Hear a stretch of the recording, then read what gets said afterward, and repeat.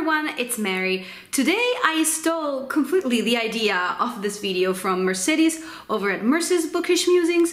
I'm going to leave a link to her channel down below and to the video that she made, which I thought was a brilliant idea, and it was very interesting to watch and I think very fun to make. So I decided to tackle my 60-ish books that I want to read from my TBR pile and select 4 of them that are most likely to get 5 stars from me. I'm really in need of a little boost because, as you can probably guess from my previous videos, I didn't read that many, 5-star reads this year, which is a shame because of course I would love to give ideally most of my books 5 stars. That's why I want to focus my attention on the books that I'm looking forward to read, basically.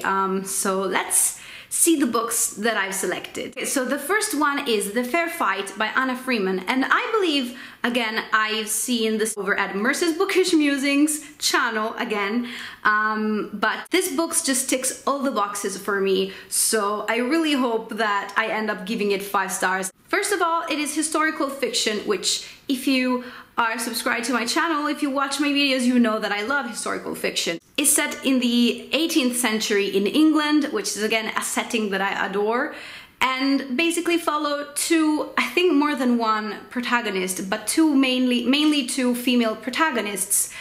So this is another, box ticked for me, because of course, female protagonists, yay. And then, those women actually do boxing, which, I couldn't ask for a better book for me, because actually what I do is not boxing, but boxing is the closest thing to what I'm doing. The sport that I've been doing for 2 years now is Thai boxing, which, just to explain it briefly, is basically the same thing as boxing in its structure, but instead of using only your upper body to, give punches and such, you use your lower body as well. So you have kicks, you use your knees, so it's a bit more, I would say, dynamic. But of course, it is a men's sport, as most of the sports are really. But boxing in general and all, martial arts are very physical, very violent. There are mainly boys, even where I go, to the gym where I go, they're basically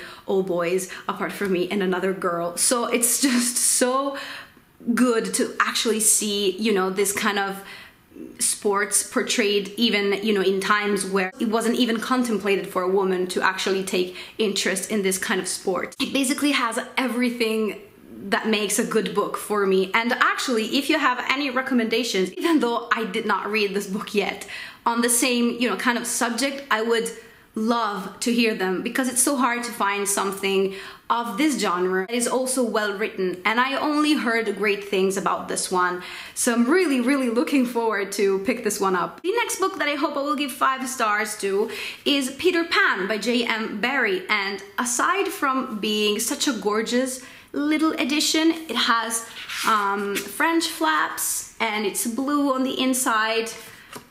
It's like, I think it's called the chalk puffin series, puffin chalk, because it looks like it was made with chalk, and it has deckled edges as well. It's just a really lovely book. But this is not the reason that I'm going to give this book 5 stars. This is one of those kind of fairy tales that most people say it's even more beautiful than it sounds.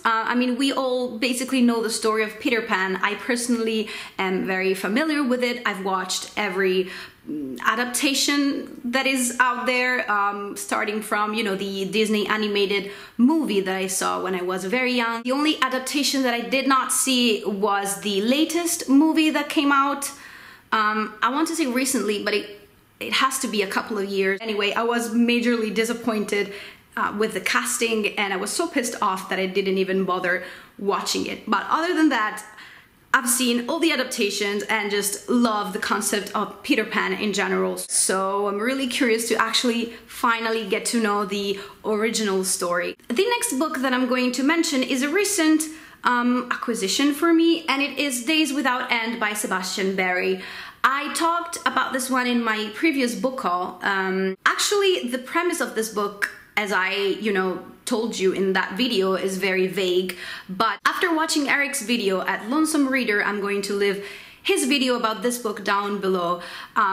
I thought that, you know, the vagueness of the blurb was actually on purpose for whatever reason. I don't know, I just went with the flow and didn't, you know, say much more than that. But the reason why I picked this book is that it is about, you know, a gay love story in the 70s, no, in the 1850s in the US, after, you know, fighting the Civil War, the Indian War, and it basically revolves around these two boys falling in love, and it's a kind of Western. They meet an Indian girl, and then they kind of form some sort of relationship with her. I'm not really sure exactly, but what Eric says in his video is that this was not marketed in the right way, because the fact that it is about, you know, a gay love story doesn't really come across from the blurb.